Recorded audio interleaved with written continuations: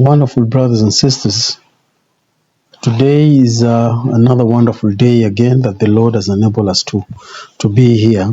And I was actually walking around and talking to people, and I was actually trying to find out what exactly is happening, because most churches around our whole area, they are actually worried about the future. They are really worried about the future because they look at their youth. The youth are no longer going to church. Their youths are no longer going to church.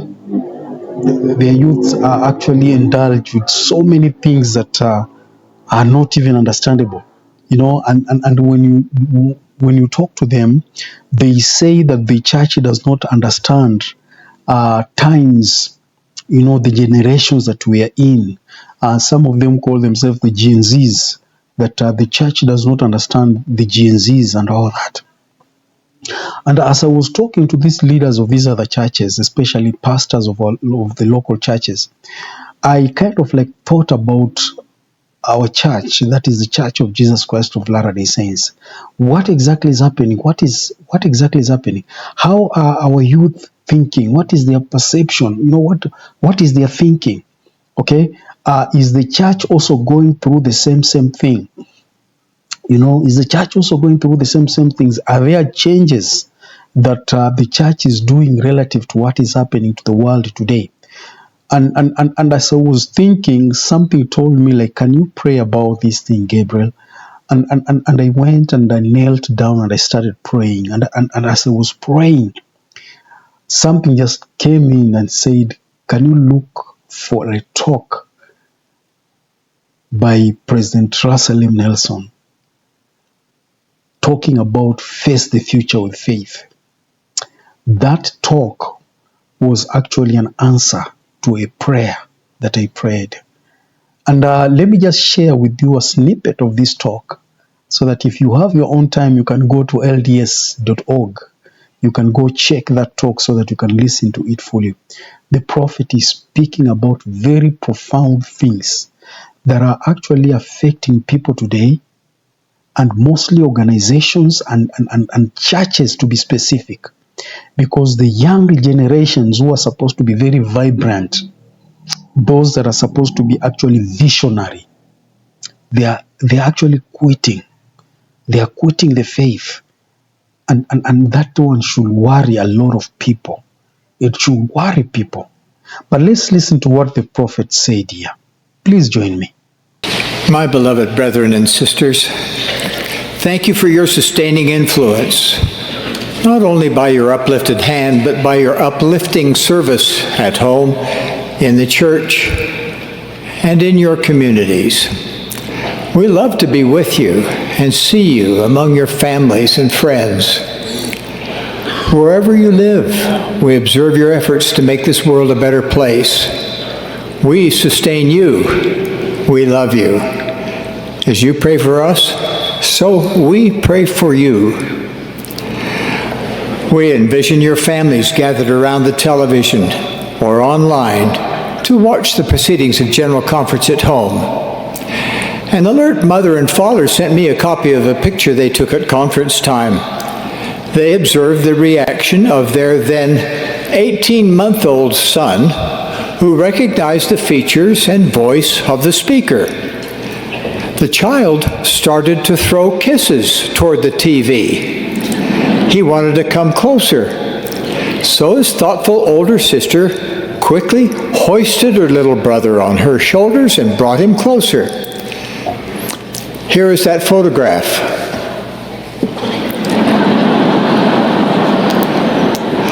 Yes, the image on the TV is mine. Those children are our grandchildren. In a few years, this boy will be an elder, endowed in the temple and ready for his mission. Later, he will be sealed to an eternal companion of his choice. Can you see him one day as a husband and father with children of his own? And one day, he will say farewell to his grandfathers with a sure knowledge that death is part of life. It's true. We live to die, and we die to live again. From an eternal perspective, the only death that is truly premature is the death of one who is not prepared to meet God.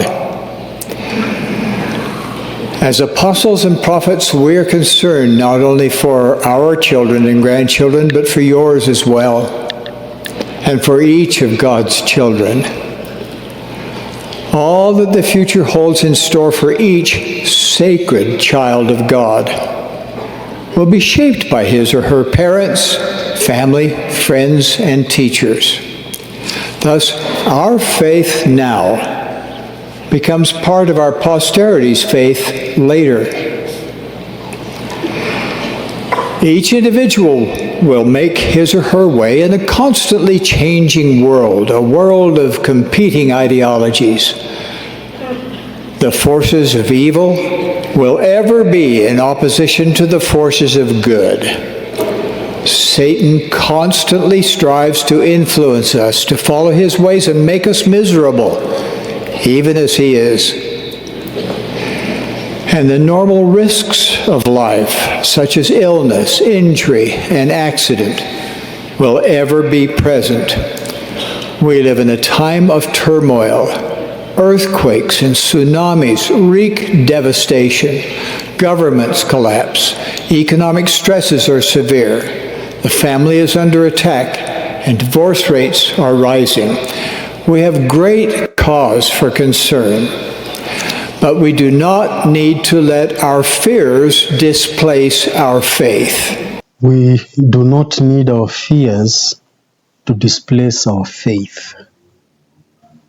And for sure, things are really happening. Like when you listen to this talk, President Monson is actually explaining things that are very realistic and what exactly is happening. And sometimes I always wonder, because you'll find somebody so worried about the future, worried to a sense that he every time they go to a mirror, they look at themselves, they see things are changing in them, and it seems like they are not ready to embrace the change that is happening in them. I remember sometimes back I went to the mirror and I looked at myself, and I realized that I've developed some gray hairs. That was now the beginning, when the gray hairs were almost just coming out, and I was like, hey, look here, I'm having gray hair.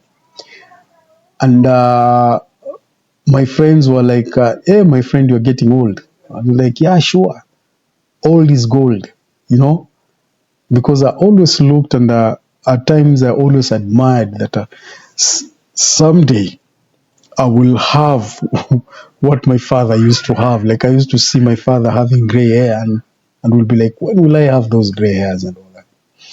But it is quite unfortunate that some people are facing this change or this future with a lot of fear, and I don't understand why. Now, when we move forward, you realize that our personal bodies are changing. Like the way you used to talk 20, 30 years ago, it is not the way you are talking now. Neither it is not the way you will talk in 20, 30 years to come. Because one thing that we need to understand is that change is inevitable. Change is inevitable. At one time you were young. There was a time you were actually a older. There was a time you became a youth. And then you became a young single adult. And time has come that you are now a parent, a father, or a mother. And a time will come, you are a grandfather or a grandmother, and all that. And all of a sudden, we leave this mortality, okay, for us to inherit another life, because that's what the prophet says. We live to die, and we die to live.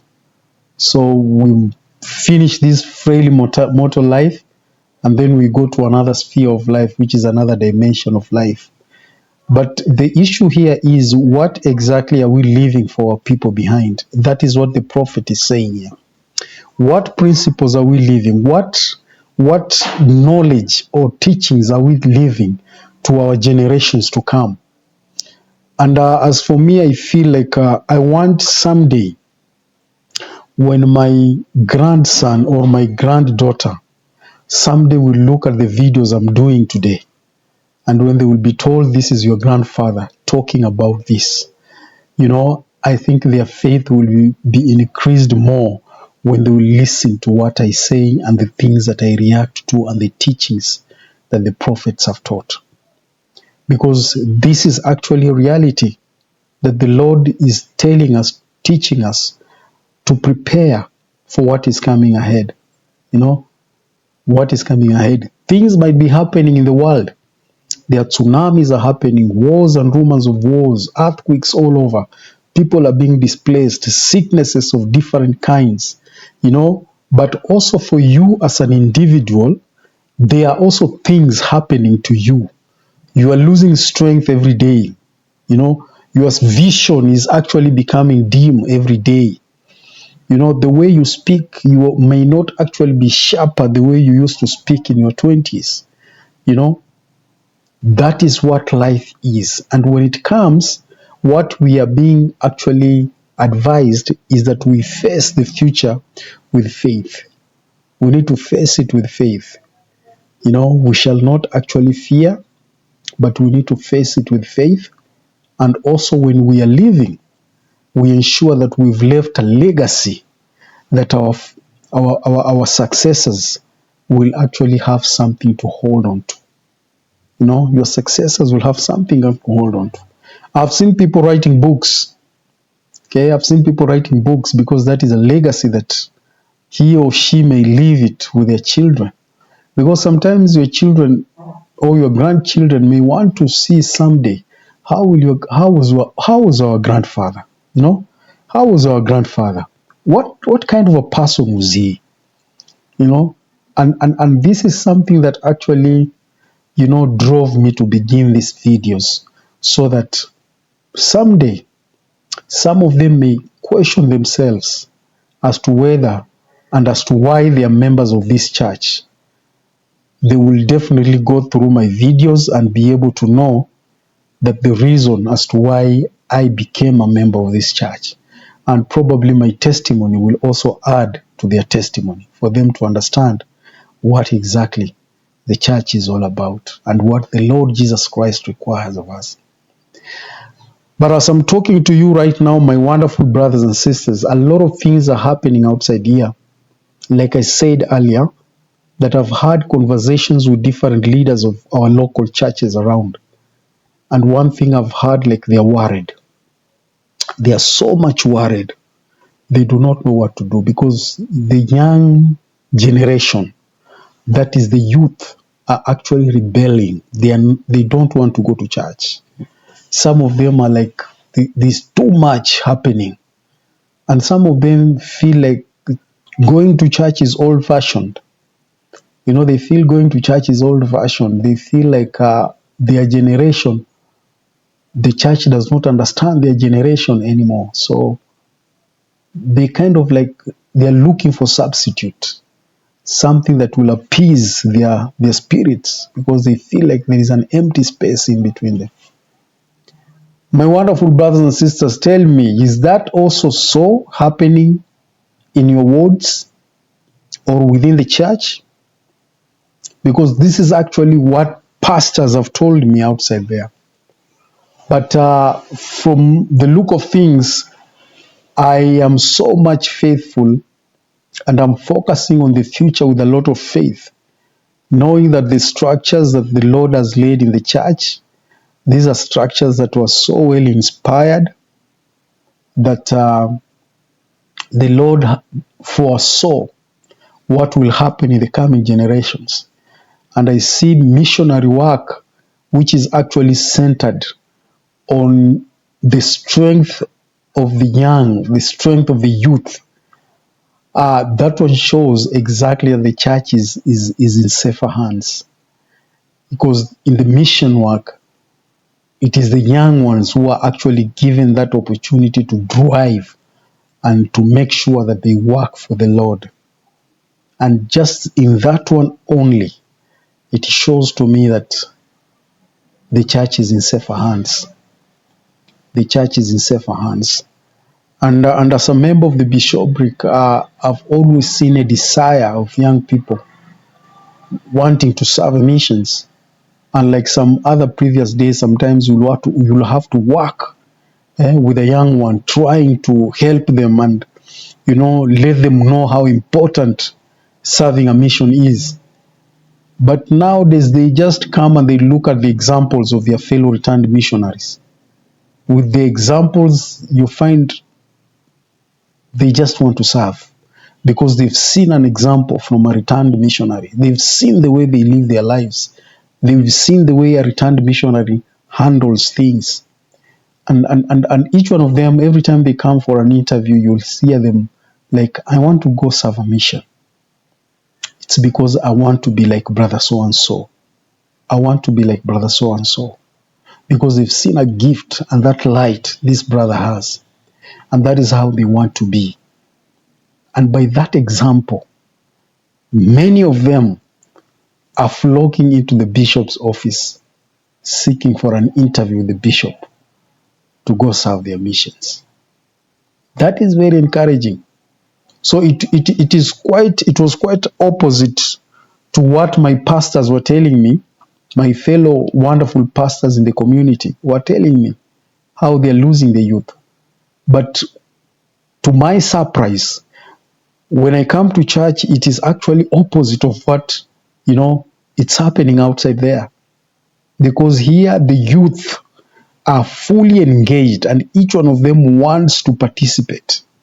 Fully engaged and they want to participate. They want to serve the Lord. And that is one of the greatest things that it will show you that as other kingdoms are sinking, then the Lord's kingdom will always stand. The Lord's kingdom will also stand.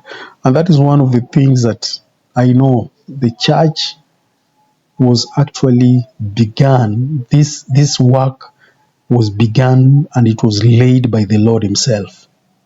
There's no human being that laid this work. It was the Lord himself. And this is why the prophet is saying here that we need to focus things. We need to look at things. We look at the future. Face the future with faith. Face the future with faith. Because one thing that you are actually worshiping a living God. And we know what life is. We know we existed with our Heavenly Father before we came here.